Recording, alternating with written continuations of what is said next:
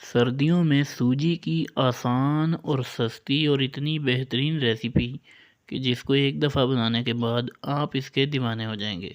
मावे की ज़रूरत नहीं है, सूजी की दानेदार बर्फ़ी तैयार करेंगे। सर्दी की सौगात है, नहायत मुफीद और ताकतवर किस्म की आज की रेसिपी बनेगी, तो इसको आपने आखिर तक देखना है। बिस्मिल्लाहिर्रहमानिर्रहीम, मैं हूँ जी शेफ़ तौकीर। तो चलें ये बेहतरीन किस्म की रेसिपी आपके साथ शेयर करते हैं। मैं इस रेसिपी के अंदर 1 कप गुड़ का यूज़ कर रहा हूँ और आधा कप इसमें चीनी का इस्तेमाल कर रहा हूँ। आप चाहें तो डेढ़ कप इसमें गुड़ का या सिर्फ चीनी का भी शामिल कर सकते हैं, लेकिन अगर आप इनको मिक्स करके शामिल करेंगे तो इंशाल्लाह बहुत ही अच्छा रिज़ल्ट आएगा। गुड़ सर्दियों में बहुत ही मुफीद होता है, इसको आप ज़रूर यूज़ किया करें। इस तरीके से क्रश किया हुआ है, चूल्हे के ऊपर आपने कोई भी फ्राइंग पैन रख लेना है और ये गुड़ और उसके ऊपर चीनी इस तरीके से आपने शामिल कर देनी है। नीचे हल्का सा फ्लेम ऑन कर देना है। उसके बाद आपने इसके अंदर तकरीबन पौने कप के करीब पानी शामिल कर देना है। सिंपल इसको आपने 1-2 उबाल दिला के इसका चाशनी यानी शीरा सा बना लेना है। बहुत ज़्यादा इसको गाढ़ा नहीं करना, कोई तारें शारें इस तरह का कोई चक्कर नहीं करना। बस ये चीज़ गुड़ और चीनी इसके अंदर अच्छे से मेल्ट हो जानी चाहिए। यहाँ पर उबलना स्टार्ट हो चुका है, आप देख सकते हैं तकरीबन तमाम इसमें मेल्ट होने वाला है।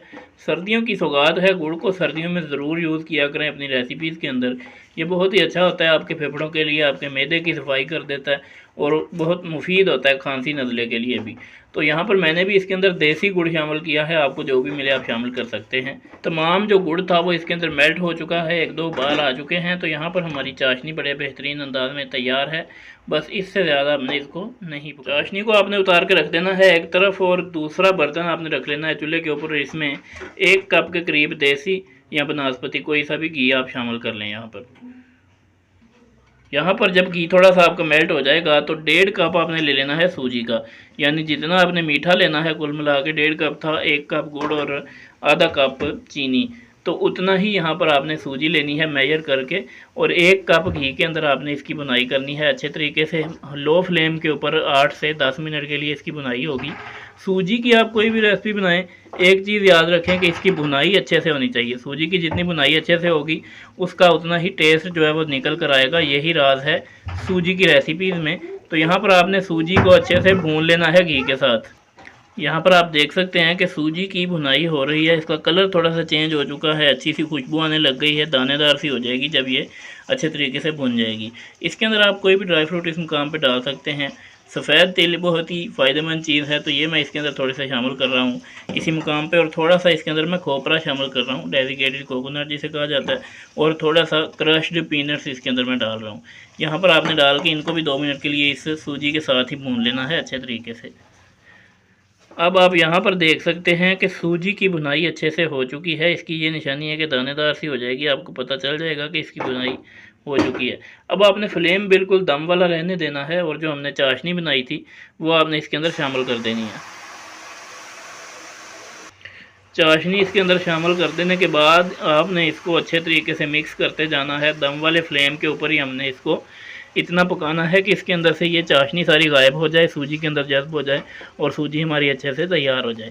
अब यहाँ पर आपका इतना ज़्यादा टाइम नहीं लगेगा, तकरीबन 4 से 5 मिनट का ये काम है, लेकिन फ्लेम यहाँ पर बिल्कुल लो रहना चाहिए, जो दम वाला फ्लेम होता है। जैसे तैयार हो चुके हलवा या बर्फ़ी कुछ भी आप इसको कह सकते हैं, अच्छे तरीके से देखें एक डो की तरह से होना स्टार्ट हो चुका है। तो यहाँ पर आपने इसको उतार लेना है और जिस भी ट्रे में आपने इसको सेट करना है इसके अंदर आपने घी लगा के ग्रीसिंग करके अच्छे से कोई पेपर वगैरह लगा देना है। अब इसके अंदर आपने इसको शामिल कर देना है। ये हलवा बहुत जल्दी जम जाता है, अगर आप सिर्फ चीनी से बनाएंगे तो और भी ज़्यादा जल्दी ये जम जाएगा। अगर आप इसके अंदर गुड़ शामिल कर रहे हैं तो ये थोड़ा सा टाइम लेगा जमने में। तो आपने इस तरीके से इसको ट्रे में सेट करके छोड़ देना है। इस तरीके से आपने अच्छे तरीके से इसको सेट कर लेना है, जिस भी ट्रे में आप इसको सेट कर रहे हैं। उसके बाद आप कोई अगर ड्राई फ्रूट लगाना चाहते हैं इसके ऊपर तो अभी आपने इसके ऊपर डाल देना है ताकि साथ ही वो जम जाए।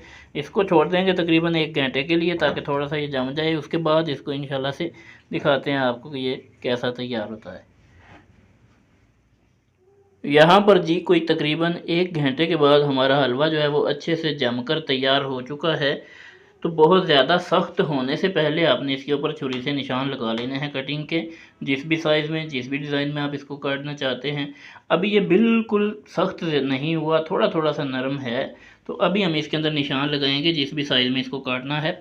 अभी बड़े आराम के साथ इसकी कटिंग हो जाएगी, लेकिन अगर ये बिल्कुल खुश्क हो जाएगा तो फिर इसकी कटिंग मुश्किल हो जाएगी थोड़ी सी। तो अभी इसके ऊपर मैं निशान इस तरीके से लगा लूँगा इसकी कटाई करते हुए। देखें जी, ये बहुत ही मुनफरिद किस्म की रेसिपी है। इसको एक दफ़ा आप बनाएंगे तो इंशाल्लाह आपको बहुत ही पसंद आने वाली है। देखें जी, माशाल्लाह से इसकी हमने कटाई कर ली है। देखें जी, सुभान अल्लाह, बहुत ही आराम के साथ ये निकल आएगी, अंदर से कोई मसला पेश नहीं आएगा। क्योंकि हमने इसके नीचे पेपर लगाया था, इसीलिए पेपर लगाना ज़रूरी है कि बाद में फिर इसको निकालने में मसला पेश नहीं आएगा। अगर आप पेपर नहीं लगाएंगे तो फिर मसला बन जाएगा थोड़ा सा। आप देख सकते हैं बहुत ही दानेदार माशाल्लाह से ज़बरदस्त किस्म की हमारी यहाँ पर, आप इसको बर्फ़ी भी कह सकते हैं और आप इसको हलवा भी कह सकते हैं, टुकड़ी वाला। ये बेहतरीन अंदाज में यहाँ पर तैयार हो चुका है। देखिए जी, माशाल्लाह, दानेदार ज़बरदस्त जूसी ज़बरदस्त किस्म का हलवा तैयार होगा। सूजी की बर्फ़ी भी कह सकते हैं, बर्फ़ी हलवा आप इसको कह सकते हैं, कोई भी नाम दे सकते हैं।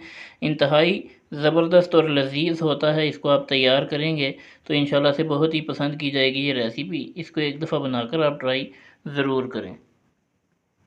इसको बनाने के बाद आप इजीली 4 से 5 दिन के लिए इस्तेमाल कर सकते हैं। फ्रिज के अंदर रख लें तो और भी आप इसको 5, 6, 7, 8 दिन के लिए भी इस्तेमाल कर सकते हैं। वीडियो आपको कैसी लगी है कमेंट सेक्शन में अपनी राय का इज़हार ज़रूर कीजिएगा। वीडियो को लाइक करें, शेयर करें, चैनल को कर दें सब्सक्राइब मज़ीद रेसिपीज़ के लिए। आपसे मुलाकात होगी फिर किसी वीडियो में, तब तक के लिए अल्लाह हाफ़िज़। नासिर।